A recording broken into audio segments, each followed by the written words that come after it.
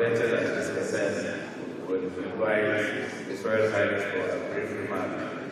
And His Royal Highness has come here, but his schedule is very, very tight. He will give us about 12 minutes, inshallah. Thank you very much, Your Royal Highness.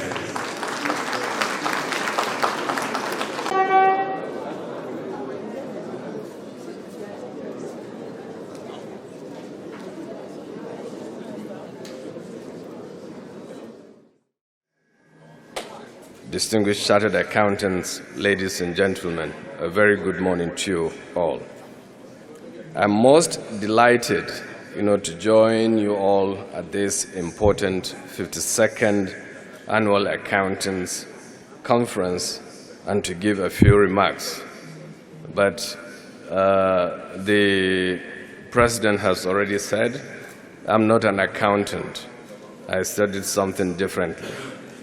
So I'm just going to give a few remarks, based on my understanding. I understand the central theme of the conference is Nigeria adopting sustainability for economic prosperity.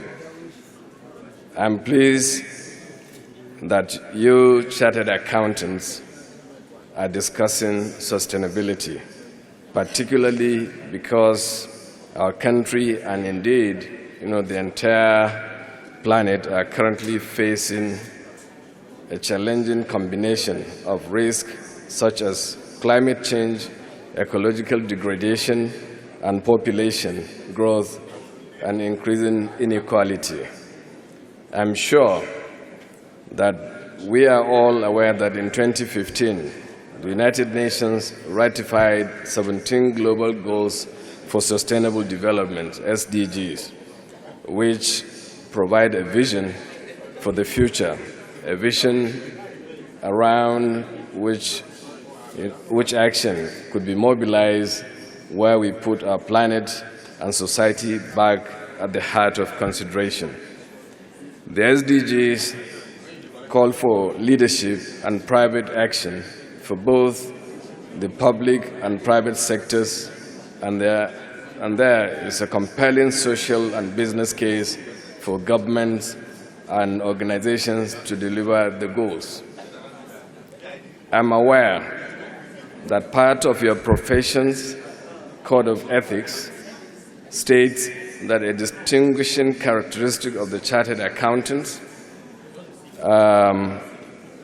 is to act in the public interest. Surely, there is nothing more central to acting in the public interest than creating sustainable future. Ladies and gentlemen, therefore, sustainability reporting and assurance, which is part of your core functions, must be part of the response. And I dare say that the time to act is now. So with this, ladies and gentlemen, I'd like to say thank you, for giving me this opportunity, to stand before these clever people, the accountants, that account people's money, even though we don't have money. And also, the time for professional accountants, to work in Nigeria is now. Because there can be no better time than now to have, qualified people managing our accounts and managing our economy. So thank you for giving me the opportunity to speak. Thank you.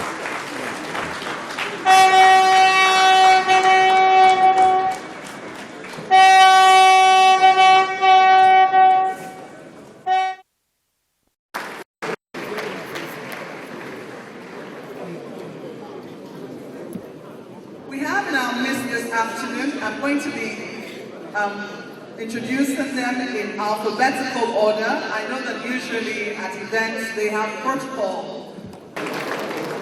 Also here is the presidential candidate of the African Action Congress, Mr. Sowore.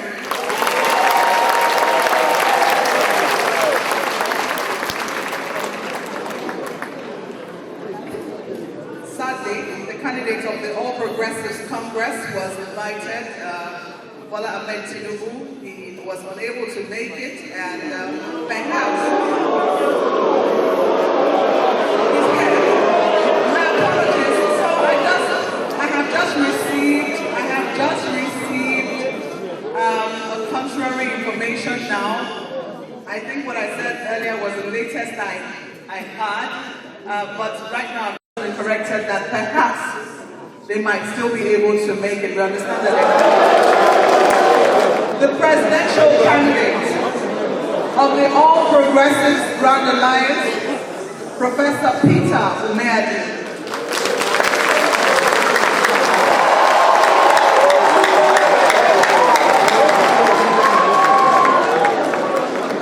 We also have with us the candidate, the vice presidential candidate of the New Nigerian People's Party, Bishop Isaac Idahosa.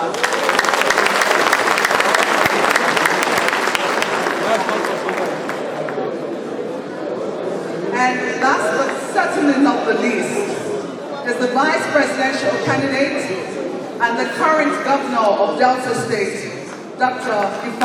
Okowa.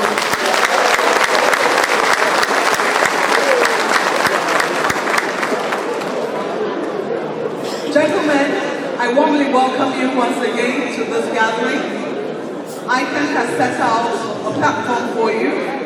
They are asking that you address them for 10 minutes, perhaps on the topic that has been set before you, and any other topic which is important to you, and then afterwards we have a discussion session. Thank you very much. I'm going to be inviting right away the presidential candidate of the Accord Party. Professor, you have the floor. For 10 minutes, please. No more than 10 minutes. It could be less.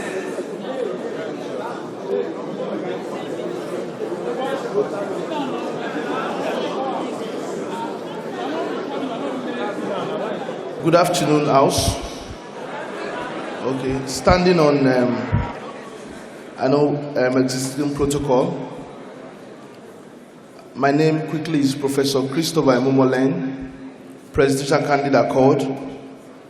First and foremost, I want to appreciate ICAN for giving us this platform to speak and be heard.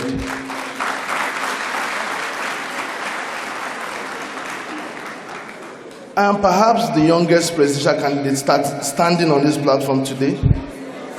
At 39, I represent the voice of the youth. At 39, I'm the only African who have established 3 universities globally. At 39, I'm the only one who probably might be standing here who have demonstrated value and passion for the Nigerian people outside politics.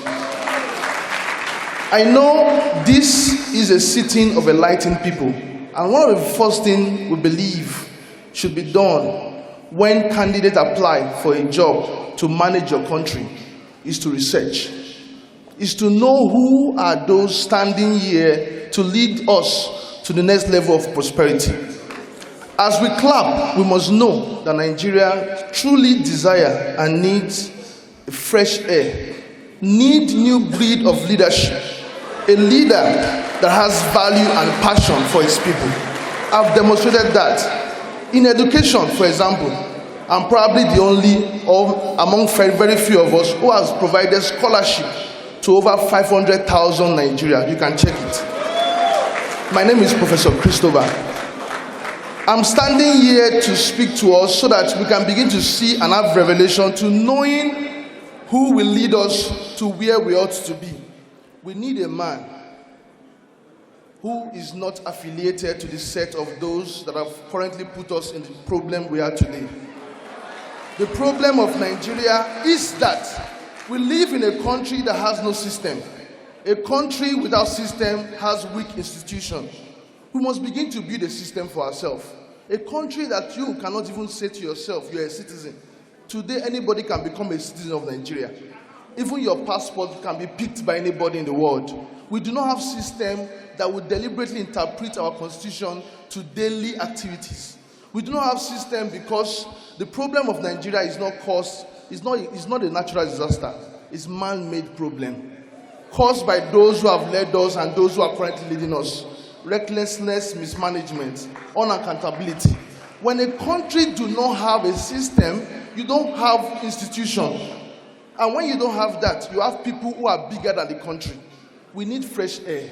We need new breed of leaders. We need those who have demonstrated passion and value in their personal life. You know, Nigerians, we should not be blinded by those who move from one place to another, who seek of you to look like your Messiah. You are learned people. You should research to know those who are standing here. We are applying for a job to become your manager, to manage your country. The future of our children lies in the decision we make. The future of our wives, our mothers, who today are widows, our husbands, who today cannot afford 3 square meals, a country that do not have middle class. I'm not here to motivate you, I'm here to speak to your mind. You know, even if you clap today, you go back to reality of life. Some of you that travel through roads could not sleep while coming, even through here.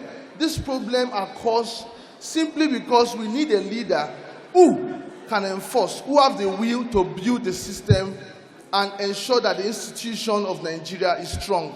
That is what I represent. I'm coming into this to ensure that we live a country that we are all proud of. Today, we have problems with our education. Check out Professor Chris. I'm the only man who have set up 200 scholarship centers all over Nigeria for the past 15 years, with or without politics. These are value. We should not be looking for those that have experience in governance. We should look for those who have experience for the people. Not to governance. That is what we have been doing. I'm not going to be talking too much, but the youth, remember what you said last year, that Nigeria truly need a breed of new leaders. And I don't want anyone here to stand to say, oh, you are too young to lead us. Remember those who fought for our independence, did so when they were young. Those who transformed this country did so when they were young. We need leaders who are at the climax of their career, not those who are already declining. That is what we represent. The leader that is going to transform Nigeria is one man who is not affiliated, who is not a friend to the set of those that destroyed this country. That is what we are going to bring in. And I pray that by the time we start answering questions, I will be able to further give you points to ensure that you go to the ballots not looking at parties, not looking at those who have led us before, but looking at a credible individual who possesses the passion and value to set Nigeria free. Thank you all.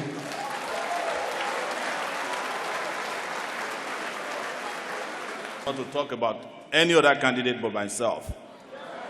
So I want to thank the leadership of ICAN for demonstrating better judgment than the Nigerian Bar Association, who did not invite the rest of us.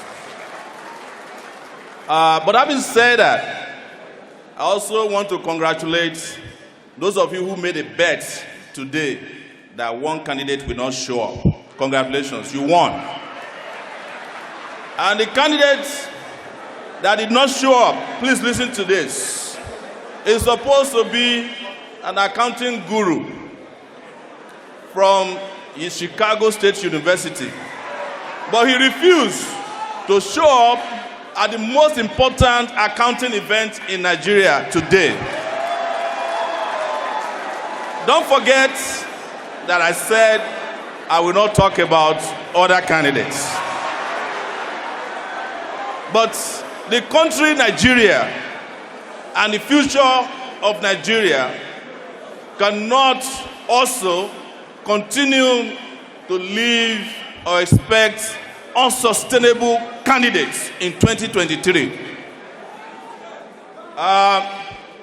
You guys are aware that the president of Nigeria just presented the budget of Nigeria a few days ago. I wasn't an accountant, but I went into that budget and looked at it legally and discovered that it's an illegal budget. Reason being that the budget violated Section 12 subsection 1 of the Nigerian Constitution, by way of the Fiscal Responsibility Act of 2007, which says explicitly that the deficit to GDP ratio of the national budget must not be more than 3%. We are now at 5%. That is unsustainable. Ladies and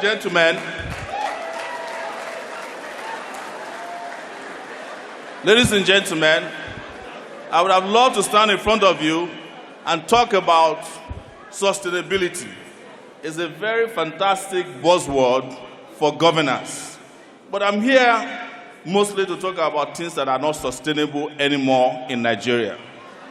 I want to state clearly, while you are happy that I talked about another candidate, but I want to talk about one of you that carried out an unsustainable act of accounting, which is the stealing of over 150 billion naira by the Accountant General of the Federation.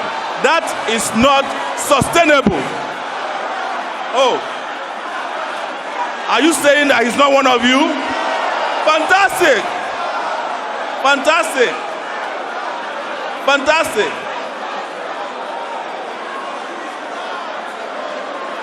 All right, I take it back. I take it back. Please, I take it back. And this is why you must ensure, and I will ensure, that the next Accountant General of Nigeria is a member of ICAN.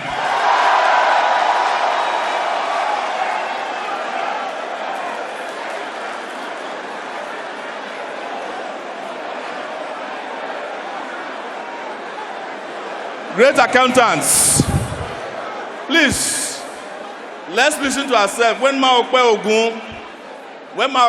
was asking how many of you live in Abuja, I saw only a few hands. And I was saying to myself, they have driven away the real accountants from Abuja, where they are most needed, so that they can do what they like to do best: cook the books. And this reminded me of a story told by a friend of mine about accountants. They said they went to hell, and a section of hell had all these well-dressed people, and they asked them, who are they? They said, there are 3 categories of them. Some are doctors, some are lawyers, and accountants. And then an angel was brought to hell to pick out the accountants. And when the accountants were removed from this hellish place and they got to heaven, they asked the manager of heaven, why did you bring us out here? He said, well, you guys are accountants. You are the one who prepared everybody that came to heaven. So you might as well be in heaven as well. I want to say clearly that the sustainability of Nigeria depends on a number of things. But number one of it is electing a sound leader in 2023. Please, before you clap for me, I have covered a lot of leaders who, instead of serving this country, were serving themselves. I covered a Sikh president about 2008 to 2010, and we know what it cost us. I covered stories about the current man who spent an unsustainable long period of time in London treating himself. Now I hope and pray that we are not going to elect a bunch of Sikh leaders because our country is sick, and the Sikh country needs healthy leaders. I have said, next, guys, is that when you're talking about sustainability of this country, we must fix our energy sector. There is no country in the world that is going to experience an industrial revolution without energy, without power. And I have said, and I will repeat here, that Nigeria have no business with any individual or political party that was responsible for darkness in Nigeria. I have said, and I'll repeat here, that there's no country that can experience sustainability at the rate of corruption in Nigeria. People play down corruption because of the way the fight against corruption is dramatized in our country. But let me say clearly to you, corruption has destroyed our capability to exist as a people, and we must not take it for granted. And I will tell you that I'm going to need a lot of accountants. It's not if, when I become the president of Nigeria, to calculate how much has been stolen from this country since 1960 and give us figures on how to recover them. And I am not going to be one of the presidents who will say to you, bygone is bygone. No, our past has eaten into our future. We must recover the past so that we can live a sustainable future. That is why we're going to need you. And I have also said that Nigeria's glory, future, progress is not dependent on numbers alone. It will depend on the credibility of people managing the country.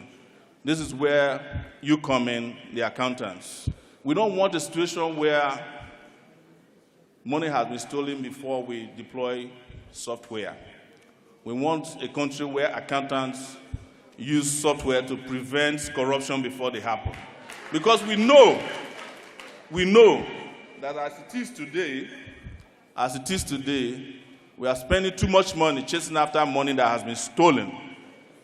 We do not need that if we deploy digitalization of every facet of our lives. It is also the reason why we must sustain a process of digitalization and retrieve Nigeria from analog leaders who think by way of typewriters, whereas we should be thinking in digitalization era. Ladies and gentlemen, I want to assure you that as a presidential candidate and a chartered revolutionary, you will have, as the president of Nigeria, someone who has the courage, who's got the credibility, the integrity, and the ability to run a modern state. There is no reason why Nigeria or Nigerians should have leaders running its affairs that do not know how to run their own personal affairs. Thank you very much, and I wish you the best going ahead in your conference. Thank you, and have a beautiful day.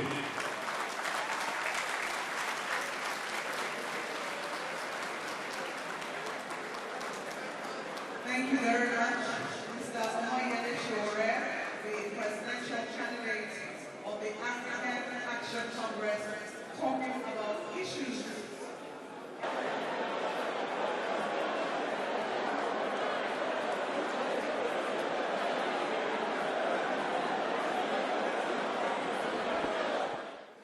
Professor Peter Umeani is the presidential candidate of the All Progressives Grand Alliance. Thank you very much. You have the floor now. Yes. Thank you very much. I'm impressed to be here, and I know how an occasion like this feels. I will race through my presentation, and I hope you find it entertaining, and I hope that gives you a mirror into this humble man who, after serving in the judiciary, thinks he can make a difference in the executive. Thank you very much. Sustainability, used interchangeably with sustainable development, refer to the encouragement to search for that development which meets the needs of the present generation without compromising the ability of future generations to meet their needs. The pillars of sustainability are human, environmental, social, and economic. There is insecurity in Nigeria of 2022. It is a paradox that this is the same Nigeria which led peacekeeping operations worldwide, by whatever name you call it, unknown gunmen, insurgents, militants, terrorists, or kidnappers. People are afraid to move about by day or night, in long-distance travel or around their neighborhood. When we hear of solutions to use agriculture to achieve food security, it falls flat on its face. It presents a conundrum. The villagers have fled the farms for fear of their lives. We should prioritize human security. No firepower should be higher than that of the state. It is the prerogative of the state to overwhelm any other groups, take control of its sphere of influence, and enthrone and enforce the rule of law. In this regard, I support the bringing about of state police in Nigeria. Environmental sustainability is fundamental and critical to the survival and sustenance of other forms of sustainability. The aspects which come to mind here is land degradation as a result of exploitation of natural resources. On a trip to Port Harcourt to visit my sister and her family, I set out to visit the place of my nativity, which is Abonima. I joined a speedboat, which was a mere canoe fitted with an engine. The boat was traveling at excessive speed that I had my heart in my mouth all through the journey. I saw firsthand that the water and the banks were saturated with oil. One could see the sheen. I saw the hundreds of holes on the banks, which I later learned were crab holes and such like creatures that survived there. We know that oil was first drilled in Ogoni in 1958. However, it took nearly 6 decades in 2017 for the Nigerian government and oil producers to begin to clean up the spills, which you can bet started in 1958. The hydrocarbon pollution and remediation project was formed for that purpose. Shell Petroleum beat its chest that he donated an initial sum of $10 million. It has been recorded that oil worth $100 billion had been taken from that place.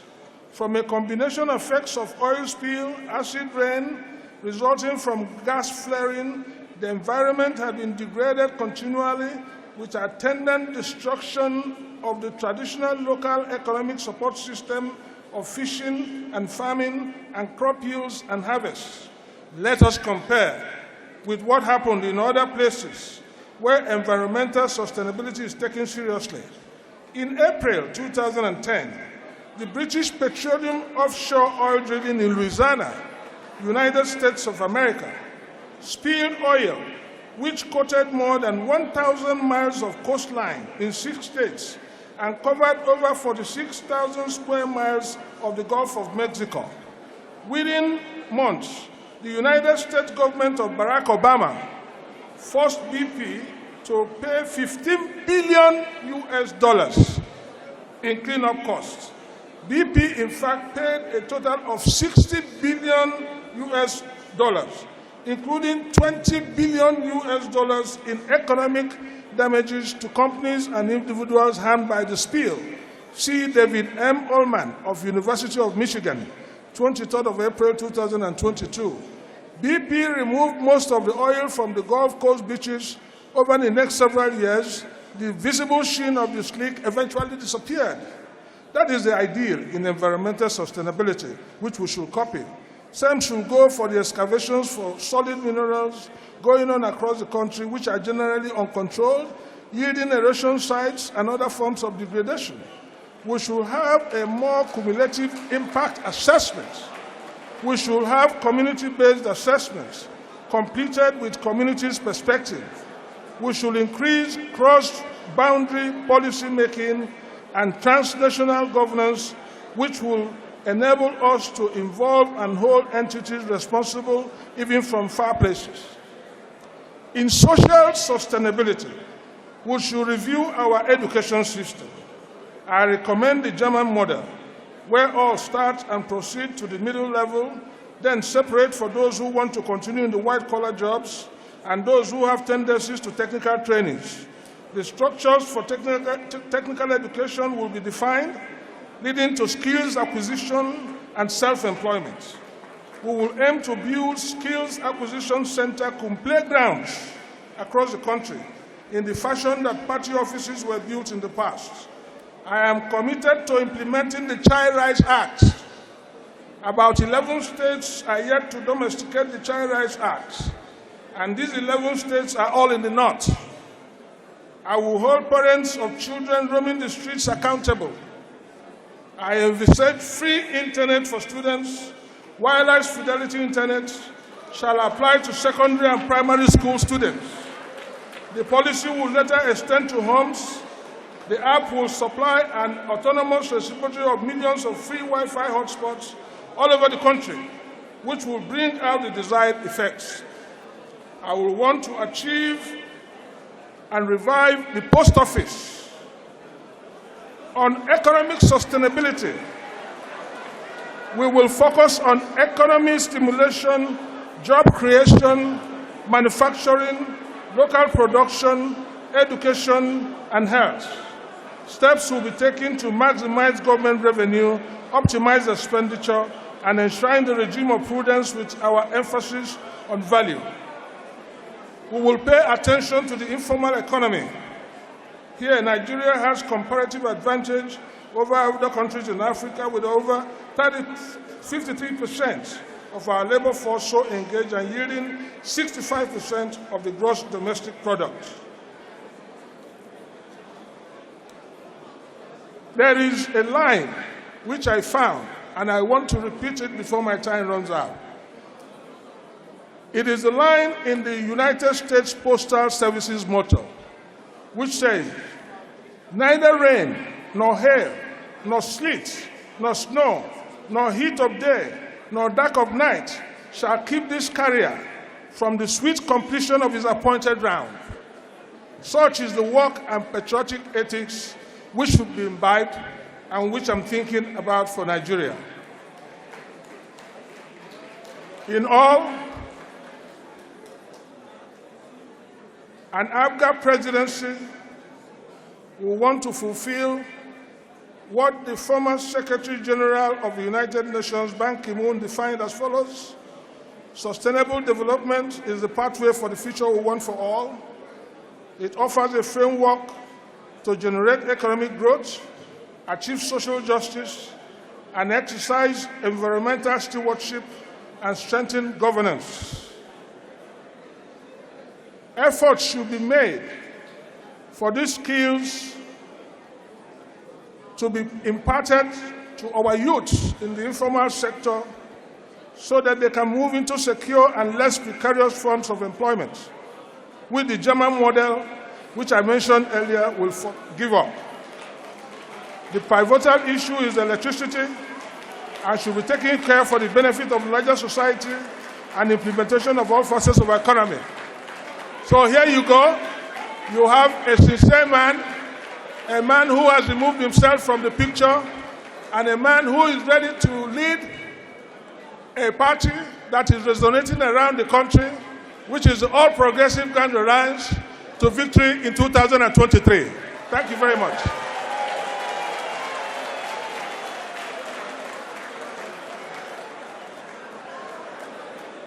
Thank you very much, Professor Peter Omeani, the presidential candidate of the Labour Party, Mr. Peter Gregory Obi.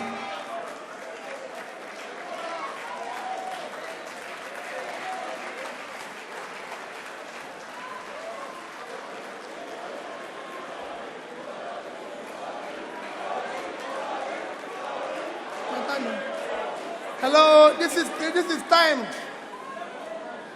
Your Excellencies, let me respectfully stand on all due and existing protocols. I thank the organizers of this event for the honor of inviting us to participate And for the topic, the issue of sustainability for economic prosperity. I only knew this morning that we're going to comment on it, as I told the organizers. But I think it's a worthwhile topic for us to comment on. Economics, when you talk about SDG, which is where you drive this from when she was reading, it is aftermath of Millennium Development Goals, which lasted from year 2000 to year 2015. And this is lasting from 2015 to 2030. And I agree with what Prof said, that we are about hiring the new CEO for the company called Nigeria. So we have to look at the people's past and what they've been able to do.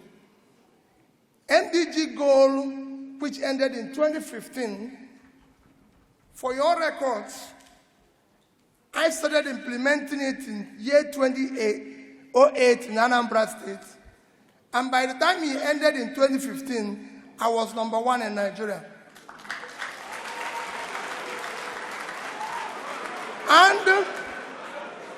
And as we move on, what we are going to do, because it's critical, as we move on in what we are going to do, for me, the Labour Manifesto is already mainstreamed along the SDGs. You can go and look at the manifesto, it's already mainstreamed, and we put it into our development agenda and what we want to do, following what our experience with MDG. Then it comes to where, for you accountants, your contribution to that development. Nobody can think about whatever we're going to do, whether you call it SDG or anything, without knowing that accountants, chartered accountants, play a critical role in development. Because whatever you plan, whatever you want to do, you have to ensure, one, the financial sustainability of it. You have to come into the budgeting, the forecasting, and most importantly, the revenue. Because at the heart of tax is you. You have to bring the taxation into it. Today, the most critical problem of Nigeria, apart from other things that are besetting it, insecurity, everything is revenue to GDP, which is often shouted about that we don't have enough revenue. We don't have enough revenue because to GDP, even among the African pairs, we are 6%, when the average in Africa is 16%. Going globally is even worse. The reason is, so at the heart of it is you. It is you that is supposed to help the government to organize when the government starts doing the right things. How are we going to do it to ensure that this tax revenue comes in order to be able to build these sustainable goals? At the heart of it is you must secure and unite Nigeria. Today, Nigeria is among the fragile states, so security becomes paramount and critical. You must govern by rule of law and ensure that we fight what one of the candidates has mentioned, issue of corruption. At the heart of everything happening here in this country today is corruption. You have corruption of all sorts, corruption in terms of the way you appoint people to be in office, by appointing incompetent people, corruption, the way we do our expenditure, corruption in terms of if you look at our subsidy today, it's virtually an organized crime. Today, our oil is being stolen by who? By people in government. And you can go on, and the heart of it is this. So you must remove a country and show that we must now have a country where there will be wealth with enterprise. In any country where government officials are richer or politicians are richer than business people, that country is finished. And that's what you're getting here. So you have nothing to account for. So for me, if you're going to talk about sustainability for economic development, is to start doing the right thing. What are we going to do? I've said my #1 priority is to secure and unite Nigeria. People will tell you security is so difficult. It's not difficult. It's only in Nigeria that Somebody kidnaps me and is phoning my brother, negotiating price. If I'm sick, he calls police, he calls doctor, they come and treat me. Everybody knows where we are, but except police. It's not acceptable. With technology today, with technology and everything today, you know where the crime is taking place. And you can sort it out. We have to have the three-level policing, local government, state, and national. In terms of corruption, it is easy to fight. People make it look as if it's difficult. It is not. The box stops on your desk. If you yourself is not stealing, those around you are not. You reduce it by 70%. Two of my accountant generals are your member. You can go and ask them how much was missing in Anambra State. And it's very simple. This is what we want to translate. We want to be able to move the country from consumption to production. And when you come to moving from consumption to production, whenever I say move it from consumption to production, the first thing people ask is, what are you going to do? The greatest assets of Nigeria today is the vast uncultivated land in the north. If you put that land into production, it will make a difference. Yesterday, we had a professor who was delivering a lecture in Lagos, Professor Stephen Obdison, and he talked about Bangladesh and Vietnam, which was a basket case yesterday. And I told him how I've won all the fields of Bangladesh. Nigeria today, a country, when he finished that lecture, I joined somebody who was from Yobe State. And he said, in Yobe State, they cannot do that. I said, Yobe State is 45,000 square kilometers of land. Yobe State is bigger than Netherlands. If you add Borno State, you have 115,000 square kilometers. That can go for half, a quarter of the entire land in Europe. Thereby, you have to be productive. If Netherlands can export 120 billion worth of agricultural goods every year, at 33,000 square kilometers of land, Yobe State should do 1.5 times that. 1.5. And 1.5 is just about $2 billion. We're not asking for too much. 1.5% of that is $2 billion. And if you do $2 billion, at rate of exchange today is 1.3 trillion. Thereby, you shouldn't be going to here to take the share of your distance. So we want to move the country, make it productive, stop corruption. These are things you can use to stabilize your currency, which is collapsing today because you're not productive. You're not exporting anything. You're not selling anything. This is how you can pull people out of poverty. And the more you pull people out of poverty, the more you reduce criminality and be able to make the country sustainable. You cannot talk about sustainability in a situation where gangsters have taken over your country.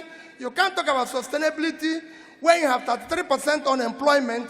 You can't talk about sustainability when you have 20 million out of school children.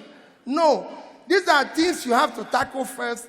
As you're doing it and you mainstream the sustainability aspect of SDG into your mainstream, you will be able to drive the process. But in conclusion, as the professor said, he said, borrowing Linkwayon, you don't need too much of sophistication or written documents. All you need to do is to continue to do simple things consistently. And you get there. Thank you, and God bless you.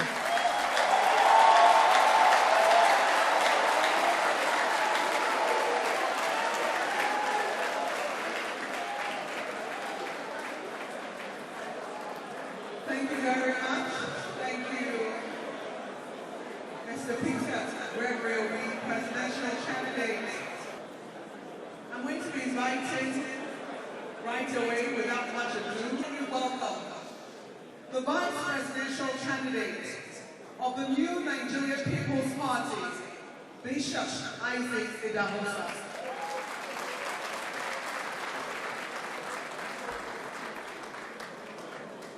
Good afternoon, everybody.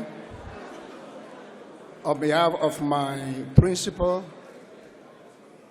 His Excellency Senator Dr. Rabi Musa Kwankwaso, I stand on his steed to deliver his thoughts.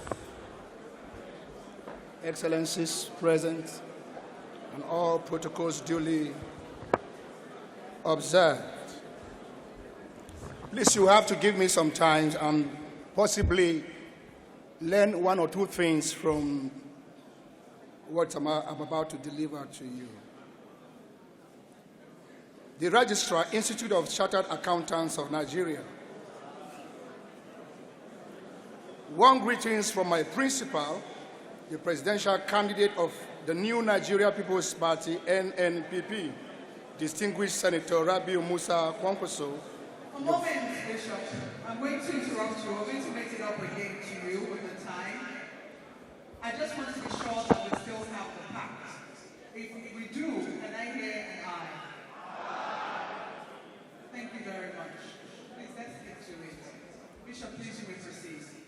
Regrettably, he is unable to be here in person today due to the unavoidable clash of schedule.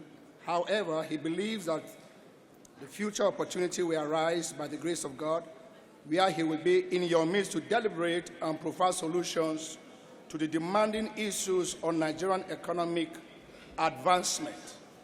First, I'd like to express immense gratitude for this invitation as a guest speaker at this conference.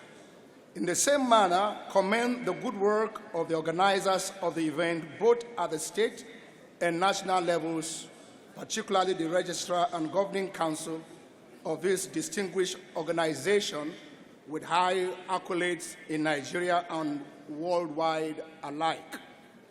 Coming together is impressive, but staying together is a superior cause to greatness. Hence, I congratulate each and every one of the 56,000 members of ICAN on this giant achievement of celebrating 52 productive years together. You have proven that the vision of the founders has been an extraordinary cause. You have done very well for yourselves, your profession, and Nigeria. At NNPP, we believe that Nigeria is at a critical crossroad at this time of our journey together as a nation.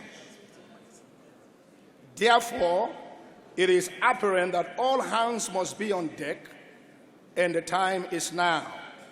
Particular area of interest are Nigerians' wealth management, asset recovery and monitoring systems, debt repayment, financial commitments, forensic records solution, as well as transparent accounting system, to mention but a few. As we will demonstrate in details at the unveiling of our presidential campaign blueprints, our mandate is solution-based, people-driven, and business-friendly. My experiences across the board as a legislator, as the Chief Executive Officer of the State of Kano, in my capacity as a governor, as well as a Minister of the Federal Republic of Nigeria Defense, have prepared me to understand the magnitude of Nigerians' economic distress. Therefore, the leader we desire at this time is the one who is ready to roll up his sleeves on day one. A leader who can delegate and manage a performing team with limited resources at our disposal. Also, equally important is the security situation across the nation. This menace has taken so much out of our lives and our commonwealth, yet it has continued to be an undesirable burden to us all, both at home and in the diaspora, in one way or the other. Consequently, in order to be able to achieve our sustainable goals and succession plans, we must recover first and build our gross domestic products as well as our foreign reserves with a deliberate and strategic approach with clear intents. Yes, we can do it when we put the right people in the right places at the right time. Today, it is a fact too plain to be contested that the economy of Nigeria is in a state of uncertainty. The issue of high inflation rate, fluctuation in foreign exchange markets to the extent that for the very first time in the history of Nigeria, the United States dollar is exchanging almost for 800 naira. A constant fall in oil price and revenue generation in insecurity are great concerns that require strong economic reforms. Economic development is the desire of all nations of the world, but how to attain a sustainable economic development and by extension economic recovery remains a challenge to many nations. Different paradigms of development are being considered globally, and one of such paradigms is sustainable development. Harmony between man and nature is the prerequisite for sustainable development. There is now a transition to an agenda which embraces the three dimensions to a sustainable development, while still ensuring that poverty eradication at its highest priority and that extreme poverty is ended within a generation. Until Nigeria begins to take this path, sustainable economic development will be a mirage. The approach of this paper presentation will seek sustainable approach to economic recovery in Nigeria. This paper will also seek to focus on economic recovery and sustainability and to discover how to construct a dynamic equilibrium economy. It will discuss the best practices that can enable organizations to significantly contribute to the social and environmental sustainability and highlights the challenges and approaches for sustainable economic recovery. This paper also discusses essential to sustainable economic development, drawing on economic development best practices as well as environmental best practices to create an integration of sustainability and economic development. This paper will propose workable solutions, recommendations on how to facilitate pragmatic, environmentally and socially sustainable economic development strategies to create an adaptive, sustainable economic recovery in Nigeria. Harmony between man and nature is a prerequisite for sustainable development, depicting that the development of humanity should not be on the cost of environmental health. The path of development adopted should be such that is always within such limits that nature allows, beyond which a threat to survive is inevitable. Until Nigeria begins to take this path, sustainable economic recovery leading to development will be a mirror. Now, my introduction. And I'll be rounding up at the same time. Economic development is considered by the Nigerian government as well as government all over the world to be its central task, and this has led to vested interest and unparalleled enthusiasm for growing the Nigerian economy. The pattern of development pursued so far has created a series of social and environmental problems. Severe damage is done to the Nigerian environment as well as natural resources as a result of the efforts to transform the natural environment to achieve rapid economic development. Environmental quality in Nigeria has continued to decline. Resource depletion and environmental pollution have become serious problems requiring a rethinking of governmental policies. Different paradigms of development are being given consideration globally, and one of such is the change of paradigm to sustaining development. Sustainable development is the process, judicious use, and conservation of natural resources for the overall improvement in the quality of life for the present and future generation on a long-term basis. 2. The importance of the environment to man and every other living creature cannot be overemphasized. The environment is an essential part of man's existence, and human beings are at the center of concern for environmental sustainability. Nigeria is an oil and gas producing nation. This exploration and exploitation in the Nigerian oil and gas sector impact negatively on the environment. The Nigerian environment is in danger, having been degraded by human activities.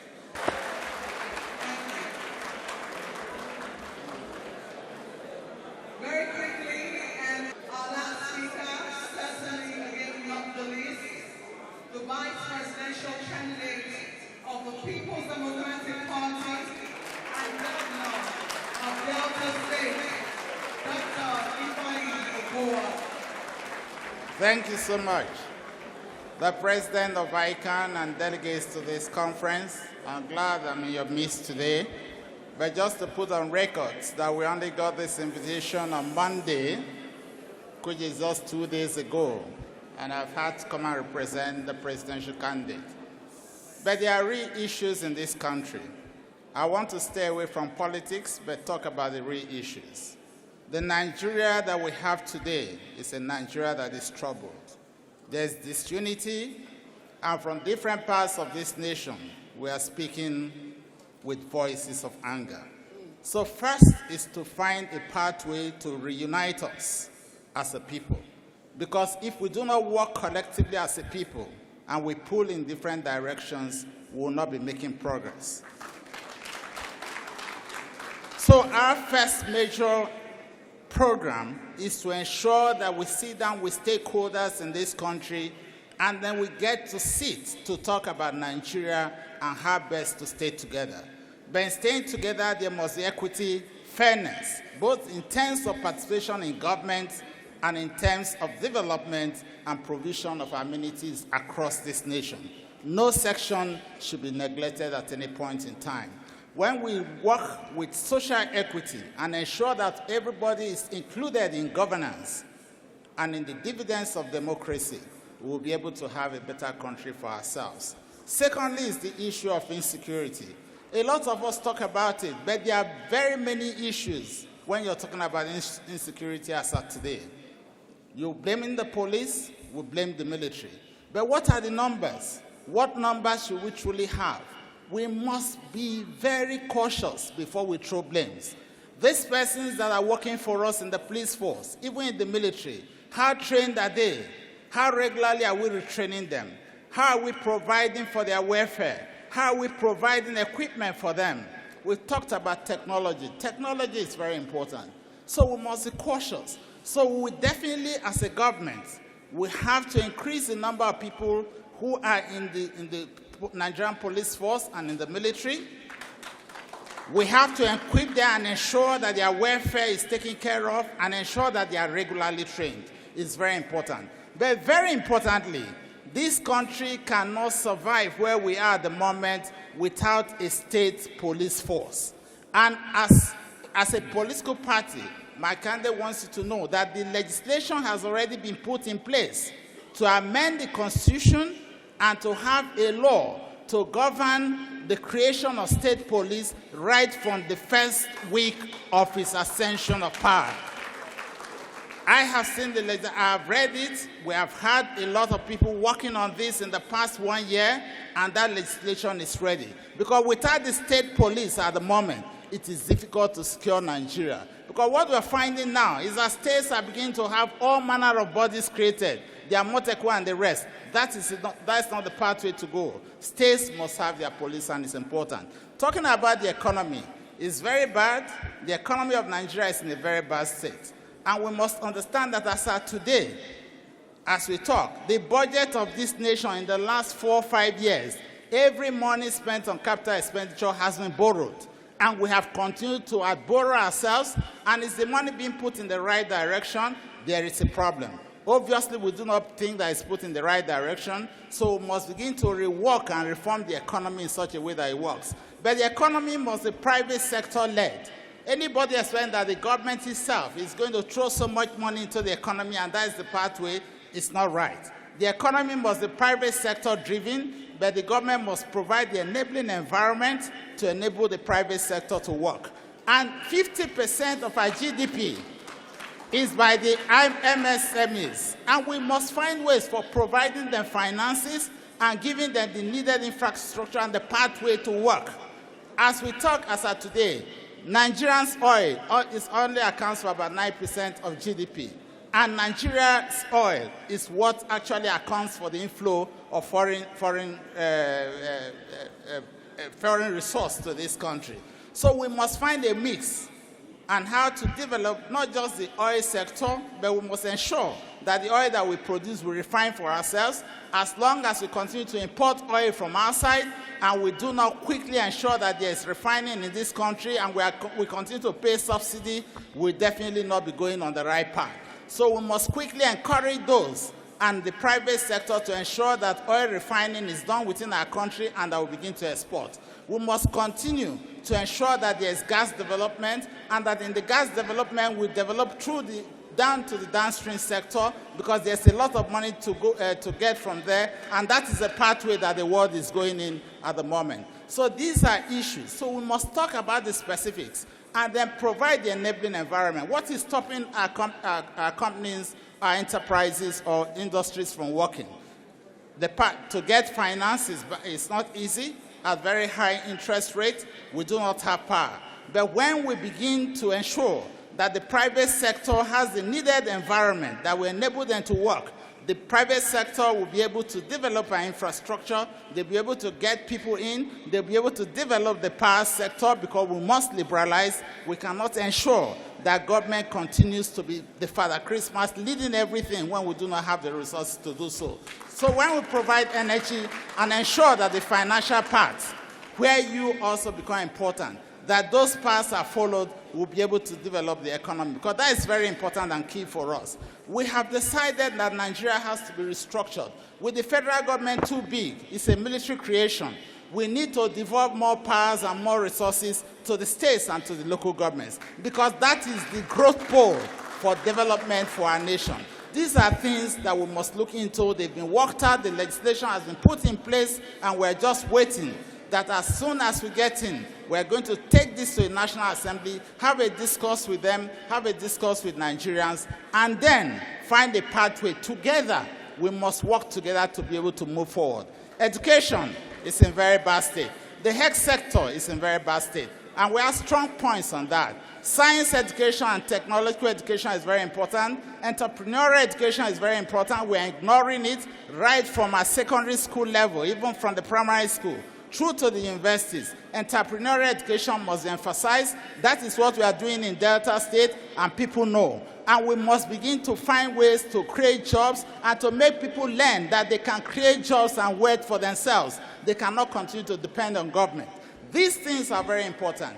Go to Delta State. We have grown a lot of entrepreneurs, and I can see hope going into the future. You start small, but the MSMEs is the pathway to go. We must develop them, we must fund them, we must ensure that we encourage people to go in that path. Coming into the health sector, the Health Act 2014, I led them in the National Assembly to ensure that we provided for the vulnerable. As long as you don't provide for the vulnerable, it is a big problem in this nation.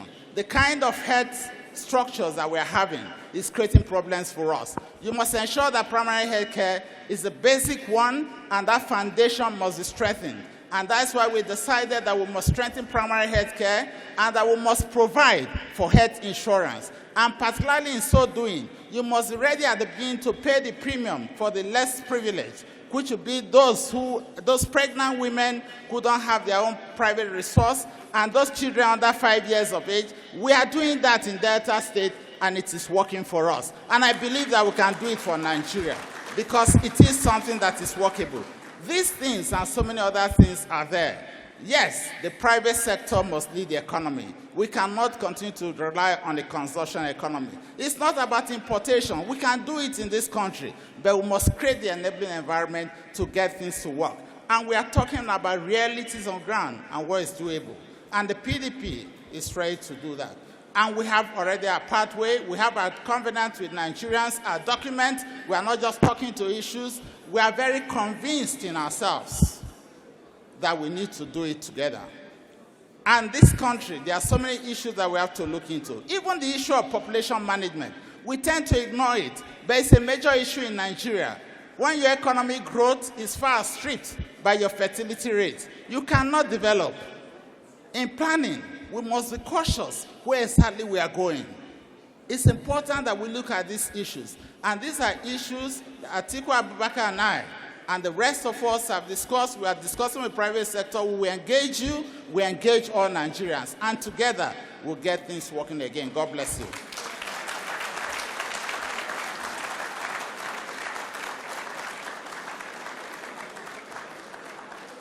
The vice presidential candidate of the People's Democratic Party. We're going to be moving very swiftly now.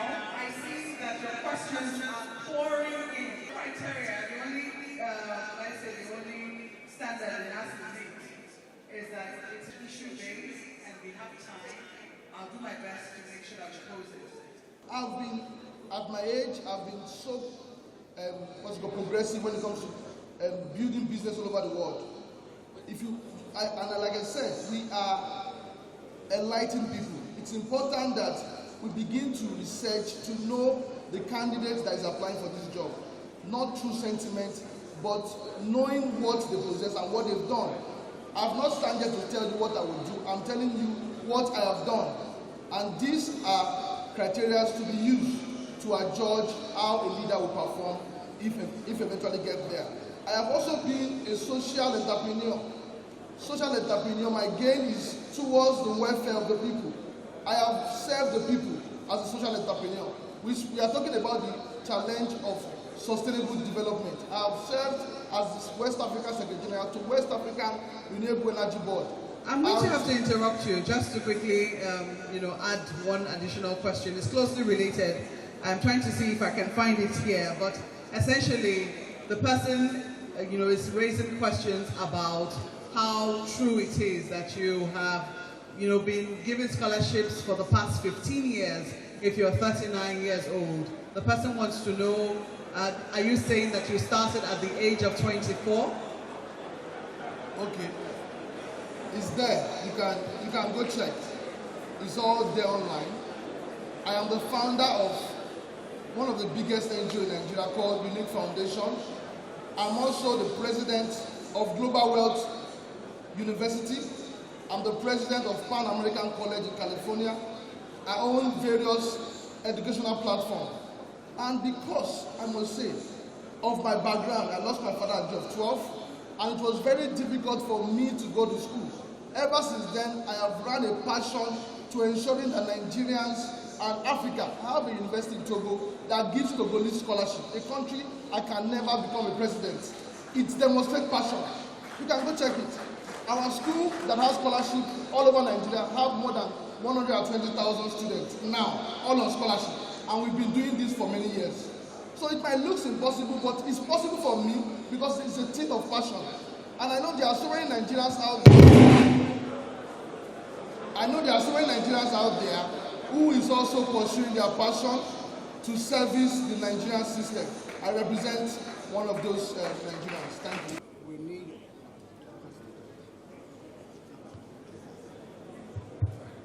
We need a leadership that is courageous, strong political will, leadership that is determined, that has the passion and is passionate about Nigeria and the Nigerian citizens. We need a leadership void of confusion, void of compromise, a leadership that will be centered on the people. Now, corruption is a thing of the mind. When you have full education on who you are, what you must be doing for your own country, and void of greed, you are selfless.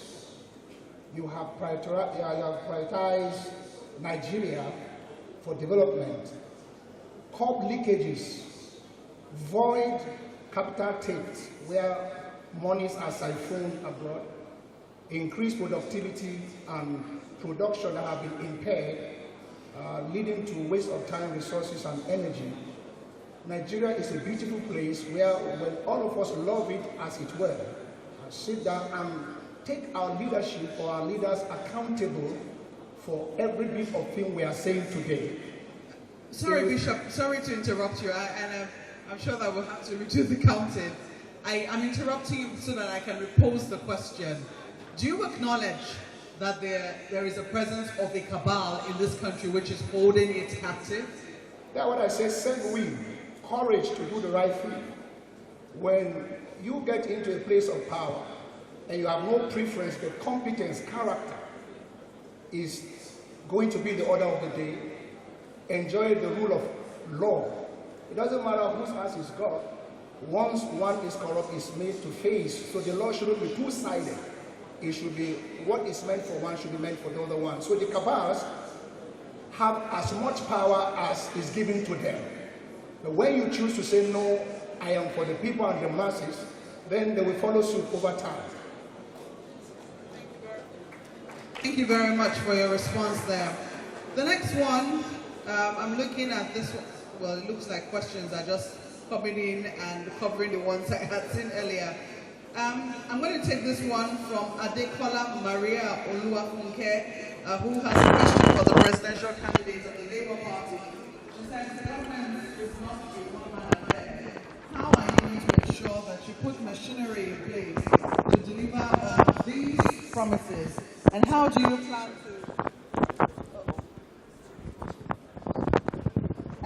plan to sustain the economy? Of course, that is right. You start by building a team. It's about being able to have a team that is competent. I agree entirely with that.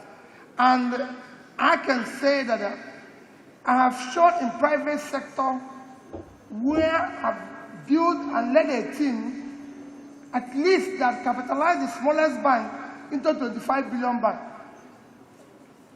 in my 40s. And I've built a government that at least has shown by the time we left office, you could see the result of that government in areas of HDI, education, health, and everything, where we move from where we are to number one, and being able to sustain. If we talk about the issue of corruption now, I can say I have been governor in Anambra State. I'm responsible for all the finances. Go there and show me where their money is missing. I found the second part of the question now. About when she talked about machinery, I also imagine that she might be talking about the National Assembly. That's one. And then she also asked, how do you plan to sustain our economy in view of all the debts already incurred? I governed Anambra State without having one member of House of Assembly from my party. Once you're doing the right thing, everybody knows that in his constituency there's a problem. We're talking about Nigeria. You can do it without having members from your party. If you're doing the right thing, you can put it on the table. You're talking about issue of debt. There's nothing wrong in borrowing. I've said it consistently. What is wrong is when you borrow for consumption. Every country of the world borrows money. America today, which is the biggest economy, owes almost 100% to its GDP. The same thing for the second biggest economy, China. Third biggest economy, Japan. Everybody is owing. But what you use the money you borrowed for to do is what makes the difference. If I have time, I can show you two countries that borrowed at the same time with Nigeria. Today, they've changed their economy. Their per capita have increased. Nigeria went south because what we borrowed, we don't know where it is. It's not properly invested. Okay, let me ask this put this to Mr. Sowore of the African Action Congress. This is from Ajayi Christopher Oluwadamilare. Even though it's not addressed in particular to you. He says, what is the sustainable plan for education in Nigeria? Education is meant to sustain Nigeria.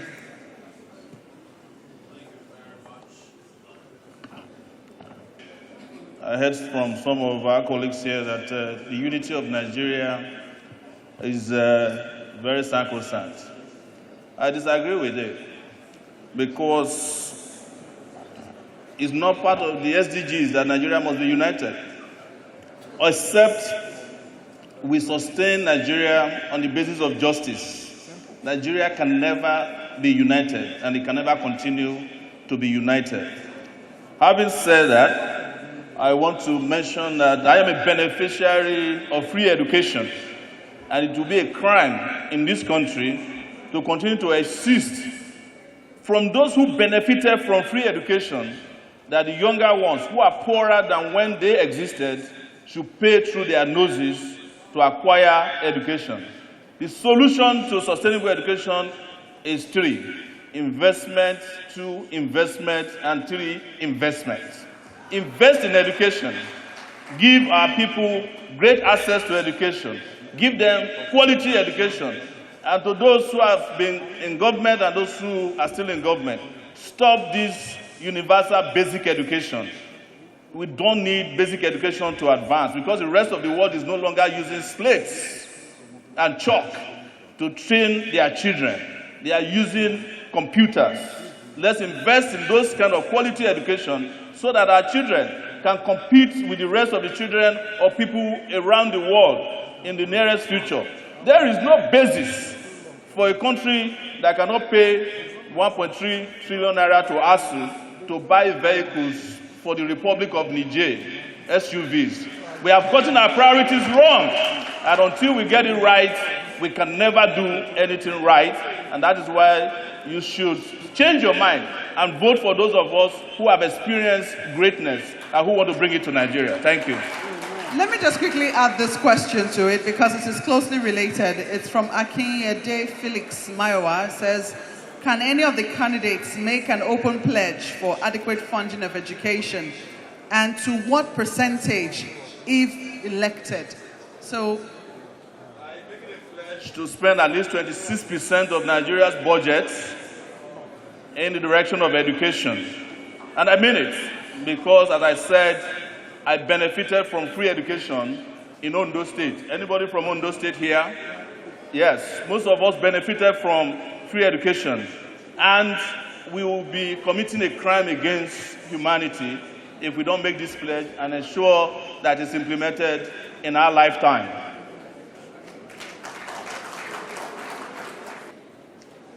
Eborua Odianos and Precious, and it's for Dr. Okowa.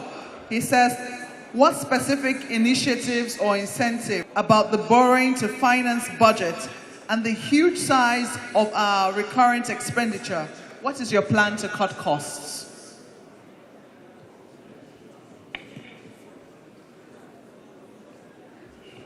Yes, thank you so much. Concerning the borrowings, I want to get from that place. It's good to borrow, but you must borrow for the right reasons. But if we are borrowing as we are borrowing today, and you're borrowing to subsidize fuel, and we are spending trillions of naira on fuel subsidy, when you cannot grow the infrastructure that will enable the private sector to develop itself, and then you're crowding out the finances of the private sector because the borrowings are both external and internal. Internally, with the huge borrowing in this country, we are truly crowding out the private sector because the banks will prefer to borrow to the government than lend to the private sector, and that is not good enough. And when we do not encourage the private sector to get into all sectors of the economy, we are closing on the power sector, and the government is not able to ensure that that whole part is such that we're able to provide enough energy. It's not good for us. But if the government liberalizes the power sector in such a place that from generation to transmission to distribution, and there are no bottlenecks, we'll truly find that the private sector will be in a position within a short while to truly provide the energy that we require for industries to be able to grow in this nation. That is not the pathway at the moment, and that is the pathway we intend to go. And it is very important. And then the other creative environments for the private sector. We need to begin to create infrastructure development because without infrastructure, it's a big problem.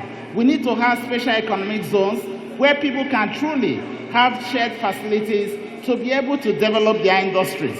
The high cost of energy and high cost of financing is not good for the industry, it's not good for the MSMEs, and it's really choking the private sector from developing. And only the private sector can truly engage our people and ensure that they're employed at the moment. But that is not what is going on. So everybody is now looking for a government job, and the government jobs are limited because that is what's continuing to crowd, to create a very high recurrent expenditure on the part of governance, because there is no other source of generation of employment, and it is not good for our nation.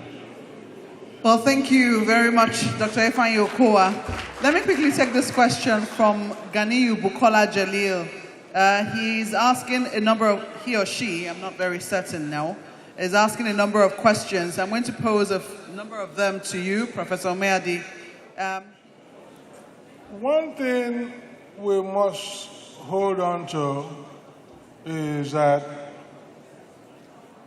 I will recount the great writer in Vanguard, Dele Sowore, saying that my governor, Professor Soludo, will be the first economist to be the governor of a state. You don't have to be an economist, as we're getting on here, to do things right. Barack Obama was a lawyer. Biden is a lawyer. So, you see, what happens, and I keep saying it in governance, is that it's the mindset of the man who has been entrusted with power that you check. If the man has that is what we often refer to as a political will. And that is the bottom line. In other words, if you get into power and if I become president of Nigeria, then, of course, I've said it elsewhere, at the snap of a finger, a president will get all the options on his table before nightfall. And then it becomes your mindset. What is your thinking about Nigeria, which will follow on my own part to remove my personal interest from the picture entirely? In other words, everybody who has brought anything on my table will have to explain to all of us, and I'll listen, how to get it across. We are here with ICAN. The biggest thing with ICAN is not the arithmetic of the work, it's the probity. That is what is in your motto. The probity and the integrity of the work. Not the numbers, not what the numbers tally to. And so, for me, all the time, my interests, and I will pursue it to the end, is for the good of the people, to make sure that I take actions which will render Nigeria in a better shape. I have spoken about Child Rights Act. For instance, you hear those things, they don't sound falutin, but that is where the issues are. Children are on the streets, and 11 states in the north have refused to domesticate them. Of course, I will find carrots and sticks to make them do so. And you begin to work Nigeria from that point. So okay. If I may get the other side. So these are the personal aspects that Peter Umahi stands for, and which I will strive to run on in this campaign. Okay, let me hope that this question doesn't disappear, Justice. I just saw it a moment ago. Yes, this one is from Oyeyemi Hezekiah. Says, Nigeria is one of the largest oil producing and exporting countries of the world, and only country among crude oil exporting countries importing refined oil products. This is visibly unsustainable. If elected into office, what are you going to do to bring about sustainable oil product availability in the country? And also, what are you going to do about fiscal indiscipline, evidenced by our budgeting system? Nigeria will continue to import finished crude oil products if one, we do not invest in local production. Yes, we know that the government for some time, had also added the licensing of modular refinery. All our refineries in Nigeria are not working optimally. We have the LMA Petrochemical, we have the Warri refinery, and check they not work. So if as a nation, we want to stop importation of crude, then we must invest in ensuring that our local production is up to date. Then secondly, we talk about oil theft. As a nation, we must begin to look at our problem peculiarly and begin to solve them. Who are those involved in oil theft? They are local guys who develop local technology and they steal crude and refine it to produce diesel. Why can't we begin to look at this local technology and begin to look at how we can also license small-scale refinery in Nigeria? As a nation, there can be a crime. You can build a system around that crime, control it, monitor it, and it will be legitimate. We must ensure that we produce and refine our crude oil so that we can produce. Today we have diesel at 800 naira. Do you know why? Because the first product from illegal refinery is blue gas. So once you fight those guys, I'm not in support of what they are doing, but you kill the economy. You know why? Because 80% of the diesel we consume in this country is produced from the creek. We must begin to look at a way of fighting corruption in a way that it doesn't kill the economy. Let us invite these guys. They have a local technology. Let's improve on it, make the technology environmentally friendly, and let's look at how to give license. In China, China is an industrialized world, not because they have massive industrial skills. They encourage small-scale industrialization, small-scale equipment. You go into a room in China, you see a family producing bottle. A family, because there is an intentional procedure to support family units. What we must do is we need to look at our technology, begin to look at how we can solve our problem, looking at the peculiarity of our problem. Thank you. Thank you very much.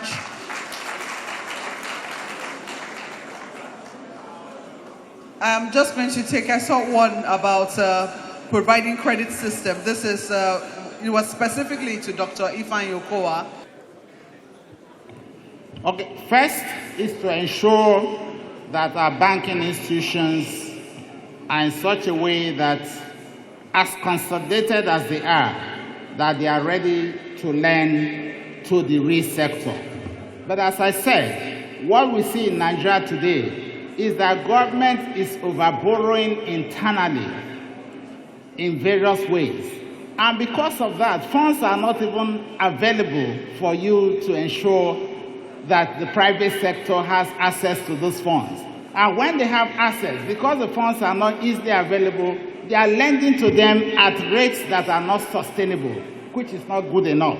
So government must rework itself on the way in terms of fund generation so that we do not overcrowd the banking system in this country and get access to where we are. That is one. Then we must also work with private institutions with incentives to ensure that we're able to create an infrastructure development fund.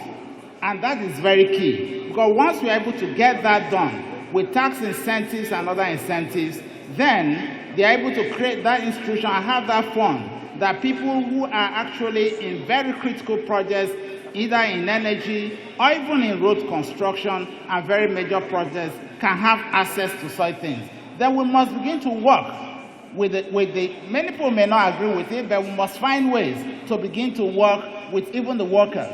Because we have a huge pool of funds that we have in our pension funding.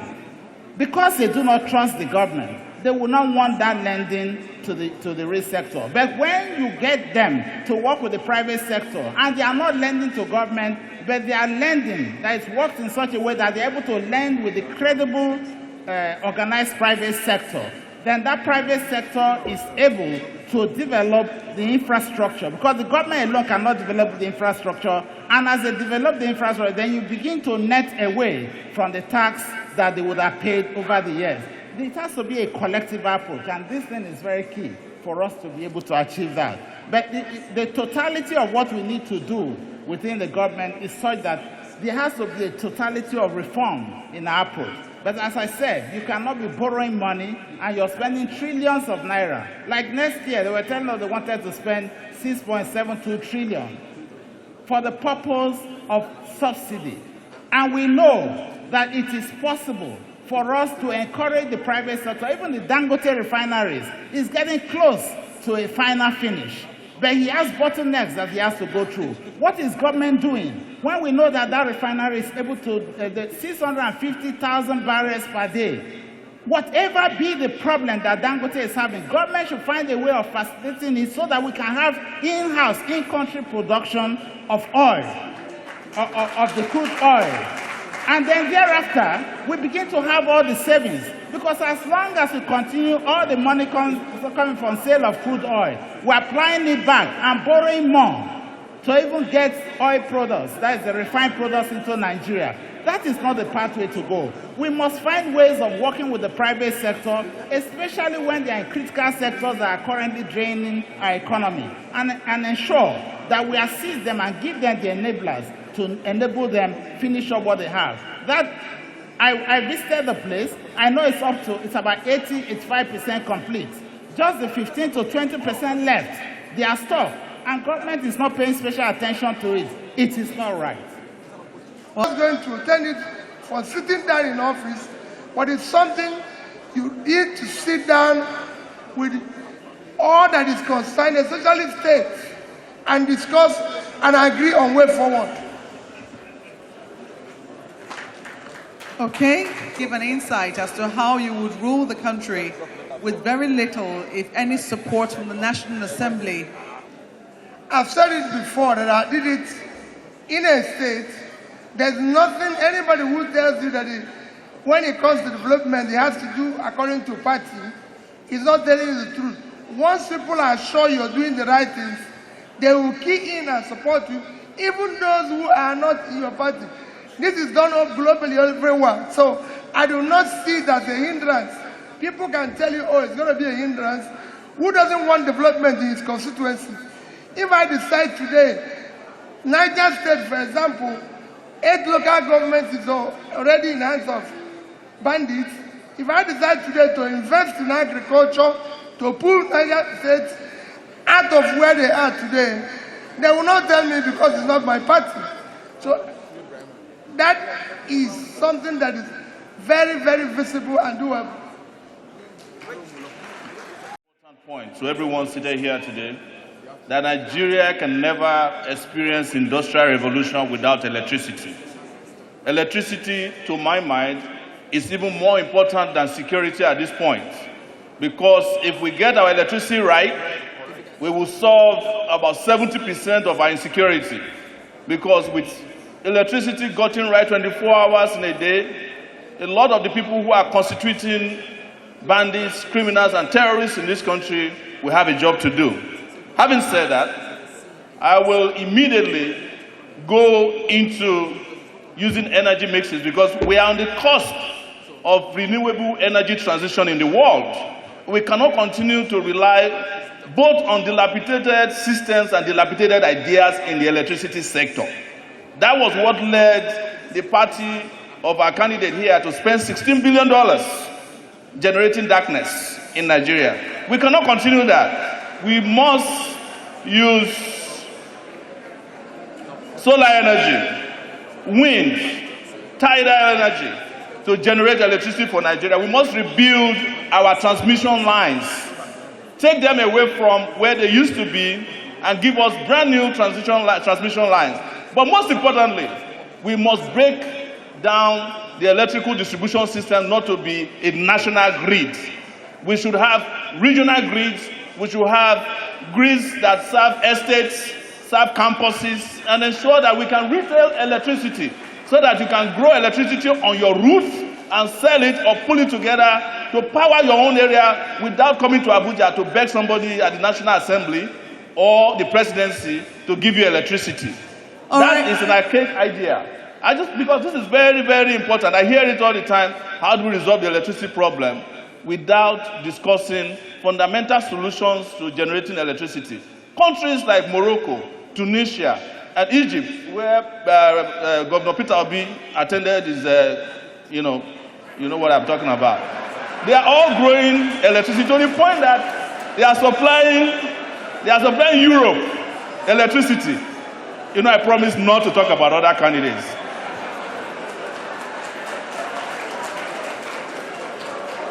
completely would go for ranching.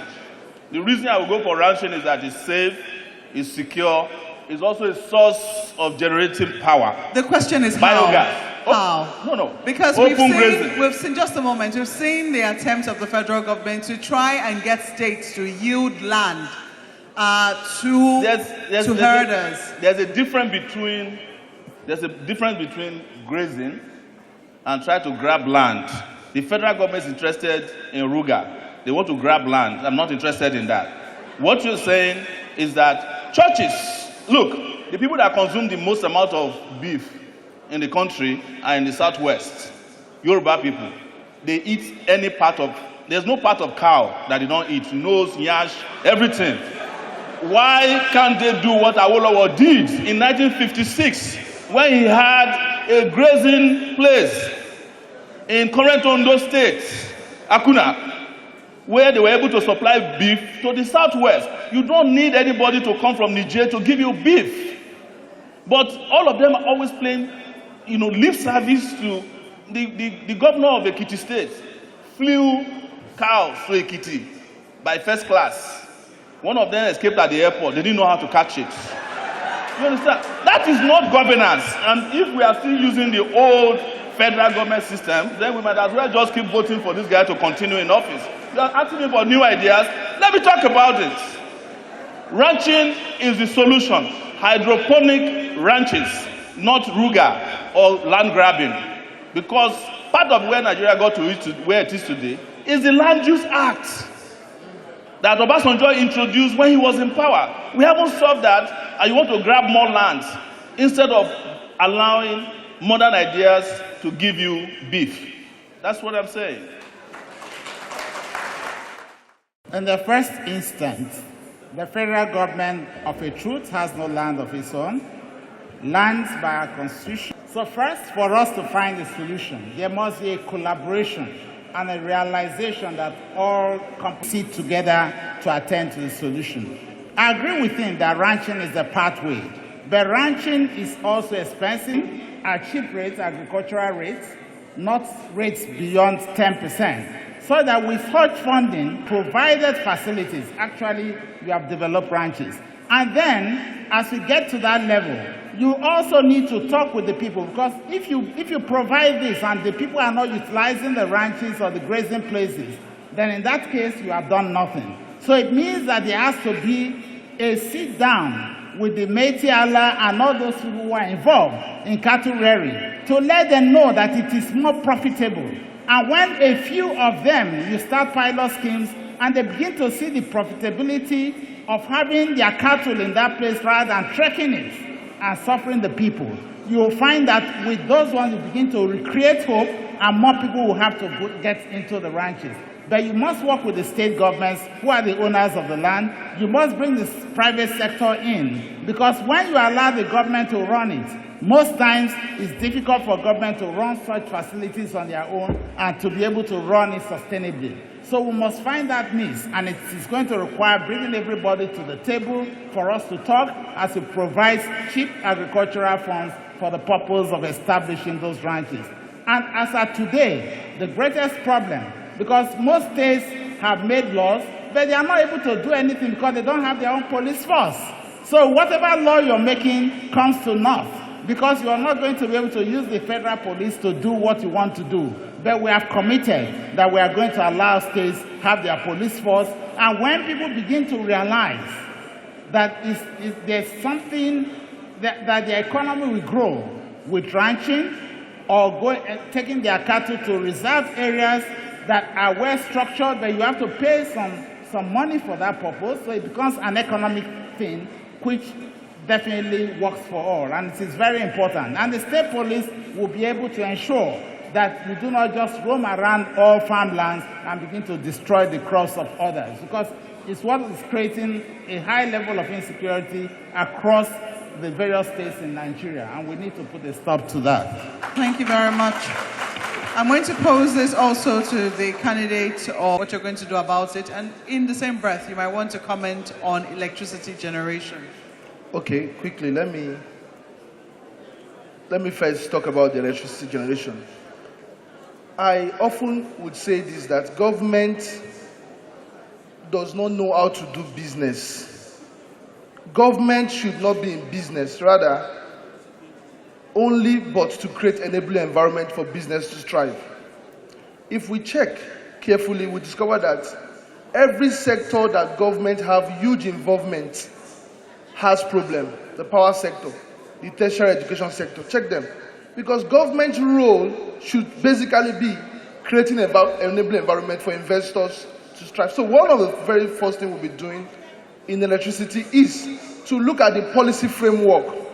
Today, Nigeria needs 100,000 megawatts of power. We are only able to produce 4,000 megawatts of power. We have companies in India, just companies that belong to an individual, producing over 40,000 megawatts of power, a whole country. So we must begin to look at the policy.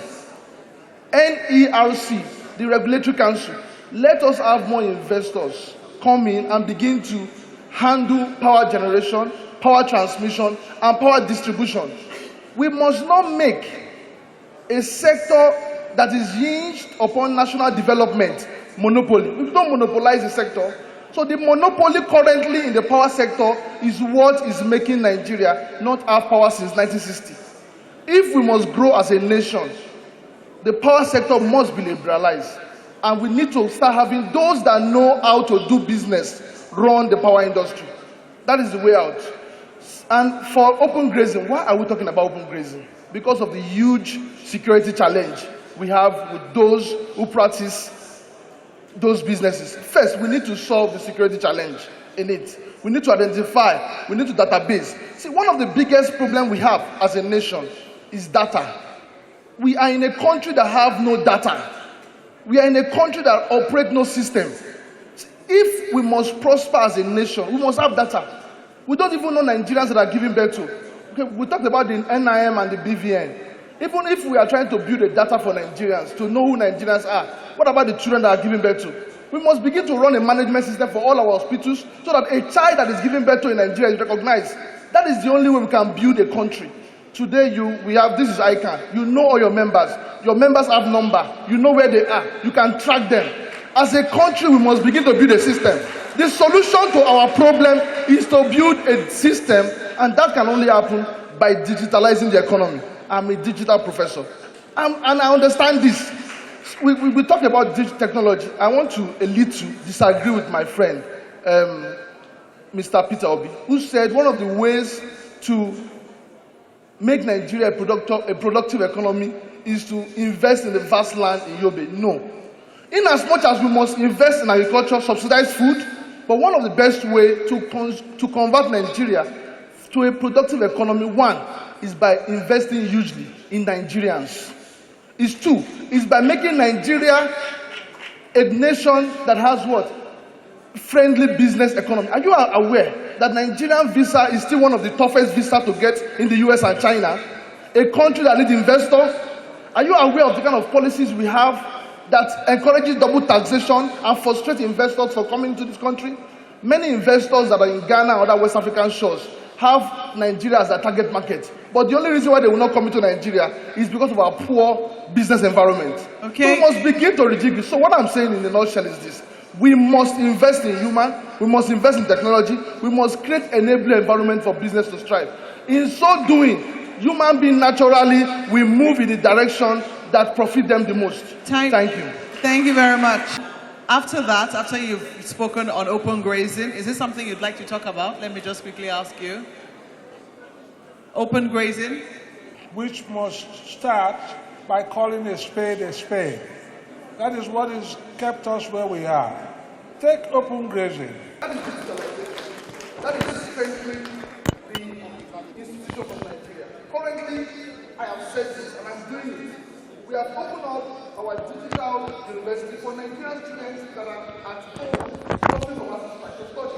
After this, we have hundreds of thousands of students studying for free. I do that. I don't need to be in government if I can impact. We have hundreds of thousands of students studying online in all over Nigeria. I'm committed to this course. I'm not in this race to be famous. I'm in this race because I know I have what it takes to solve the lingering problem of Nigeria, from power to security to education and every facet. Thank you so much for inviting me. God bless you. First, as I thank ICAN for inviting me, I want to truly thank you for gathering together. As you gather together to talk to yourselves, yes, technology is very important. In my state, I believe that those who are conversant with Delta State, we've gone very far in ensuring. And I'm not ensuring that technology plays a major role in our accounting system. And the World Bank has been very, very useful to many states in going in this direction.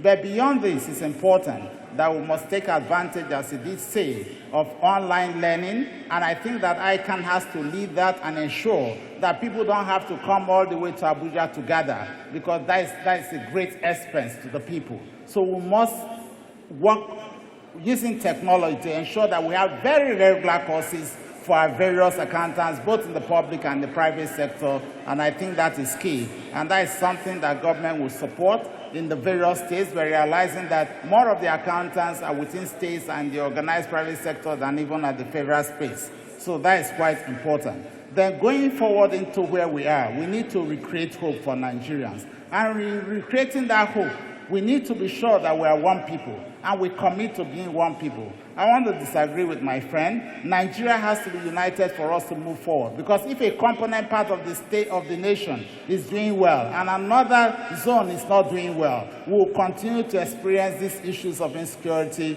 going forward. We need to ensure that we create jobs and wealth for our people, and that is going to be through a private sector-led economy that's enabled by the government of the federation and government of the states. And we must work together to ensure this. In our educational sector, it's very key that we must emphasize science and entrepreneurial education going forward. We cannot continue in the pathway that we are taking at the moment. And that is inclusive of ICT development in our various schools. And I think that this is very key to us. And we must ensure that we continue to manage the health of our people and manage our populations in such a manner that it is constructive and productive, not what we find at the moment. Because the more the women are producing 8, 7 children, and usually within the poor class, that situation is going to create insecurity continually, and that ought not to be. So we must find ways of managing this in going forward. But coming to the energy sector, it's important that we do not only rely on the major electricity issues. Captive power is there. In my state, we are running so many of our government facilities in captive power. That is what is going on at the moment. And the more we're able to generate captive power in various places, in such small circles, we'll find that we'll be able to reduce the energy needs in generality, and it's important. ASU is on strike. I run 4 universities in my state, but the 4 universities are currently in section. That is because we pay special attention to education. We have 4 universities run by the state, and the 4 universities are in section. It is doable. It depends on your commitment. It depends on what you are set out to do. When a people are uneducated, they are a lost people, and we must take special attention of that. And I believe that it's important that we rework this country in the best interest. Everybody has to be included in the growth of this nation. Otherwise, we'll be growing insecurity rather than growing the economy. Thank you, and God bless you. I want to say that one of the most difficult things to get over is when an accountant asks you to find a receipt for every transaction you hold. And then I start asking myself, why is it easy to steal in Nigeria if there's an accountant doing his or her own job in every sector of the country, demanding for receipts for every transaction? But the truth is that our biggest problem in this country is the opaque way we transact business, particularly in the public and private sector. And I want to call on our accountants, seriously, to help us get rid of paperwork. Paperwork is one of the easiest ways to steal. And get involved with digitalization and technology. Don't let me lie to you. The computer is about to steal your jobs if you don't get up to speed with technology. There will be less and less accountants at these conferences if you don't get used to the way the world is changing. And as I've asked of you, those of you who are in the room and those who are watching and listening to us, when I come to government, I'm going to need a lot of accountants. Every nook and cranny of the facet of life of Nigeria and Nigerians, so that we can sustain this country further. Finally, and in closing, I don't want to say too much. I know people demand experience all the time, but I urge you to look at the meaning of experience in the dictionary. It says people who have had direct contact with things that are happening and those who have observed them. I'm sitting down here with 32 years of experience, having participated in fighting for democracy, observing all the good and bad leaders. I've never met any good leaders, not many of them, and also ensuring that this country works up to the point that it is today. Ask yourself on the other side, the people with experience, what they have done to your country. The country is broken, is disunited, and is disheveled. I just urge you to choose between darkness and light. Vote right in 2023. Thank you very much. Thank you. I heartily for inviting me here. I've enjoyed the long day, and I wish you well. Thank you very much. Well, let me thank ICAN for the invitation and continue to urge that they continue to discuss for the interest of Nigeria. A few quick comments if I go to what the Accord candidate mentioned when he said about what they said about consumption to production. When I mean that, I talk about the entire value chain. I did say we need to create an enabling environment, a regulated environment that will allow businesses to thrive, especially micro, small businesses. Not having time to expatiate, I would have expatiated on what I did. And in terms of education, I mentioned it, I was very clear when I talked about HDI. I said, go to Anambra and see what we did in education. I don't think anybody can talk about education in this country without talking what happened in Anambra State, where even a presidential candidate has said schools were closed for 2 years and he did not allow a governor to come back. But the same state became number one, 2013 to 2013. So it's a difference.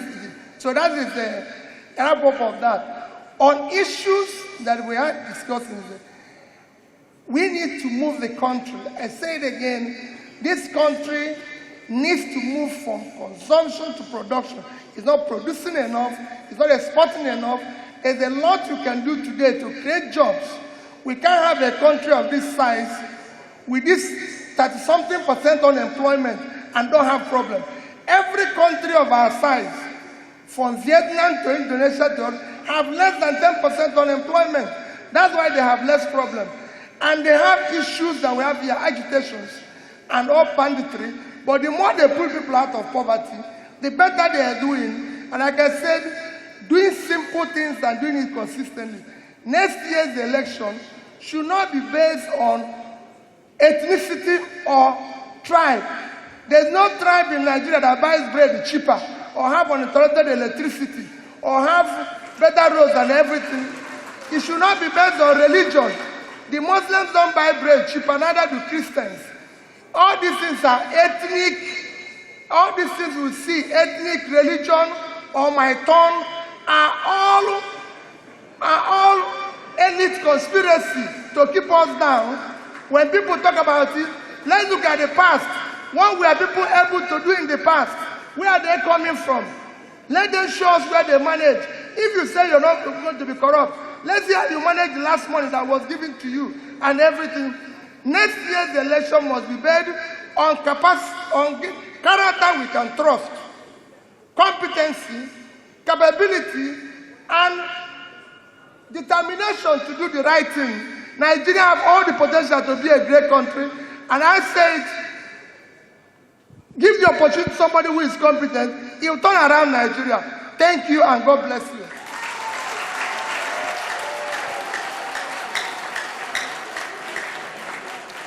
Thank very much the candidates that have graced this occasion. The presidential candidate of the Accord Party, of the African Action Congress, Mr. Omoyele Sowore, the presidential candidate of the Labour Party, Mr. Peter Obi, the vice presidential candidate of the New Nigeria People's Party, Bishop, the vice presidential candidate of the People's Democratic Party, Dr. Ifeanyi Okowa, as they say. Thank you so much for inviting me, and thank you so much for having this session. Thank you, thank you, thank you. Can we rise up and give them a standing ovation? Thank you, thank you, thank you. Now we're going to have a presentation of gifts. Thank you very much. You can be seated. We have presentation of gifts, and we invite our 58th president, Malam Tijani Musa, is, well, please hold on. We have gifts for you. Thank you. Let's appreciate our president, please. All of it. All of it at the same time, please. All of it. So just give to the president, he delivers to them.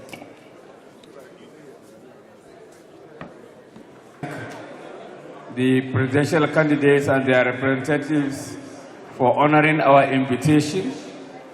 And as Maupe has said, please vote wisely, vote according to your conscience, vote for the party of your choice. We pray that we have a fair and free election devoid of violence. We pray that we have a peaceful election. Thank you very much, ladies and gentlemen. We are waiting. Okay. So let's quickly get to the presentation of gifts. I'm going to go in the same way that we started. Let's invite the presidential candidate of the Accord Party, Professor Christopher Irene Inumole.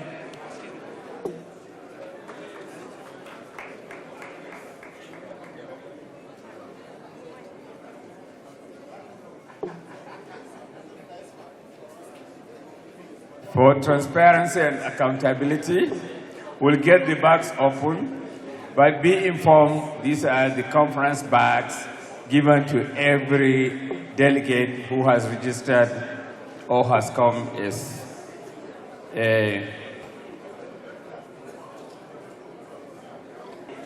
the conference materials we are making available to all. So, Mr. Sowore, this is accountability.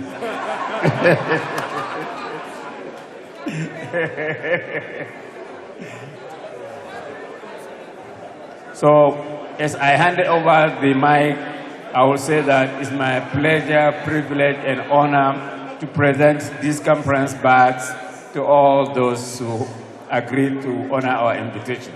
Thank you.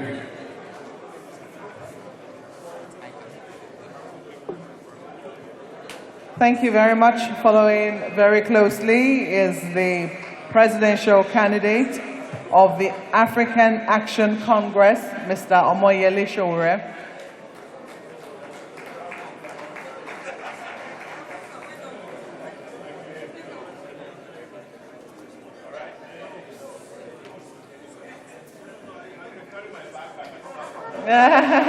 Following very closely is the presidential candidate of the All Progressives Grand Alliance, Professor Peter Umeadi.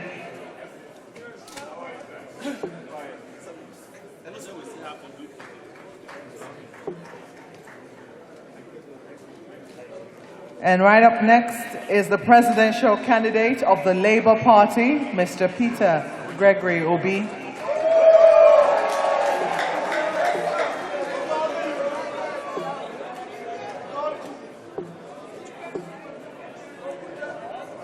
Thank you so much. We also have the vice presidential candidate of the People's Democratic Party, Dr. Ifeanyi Okowa.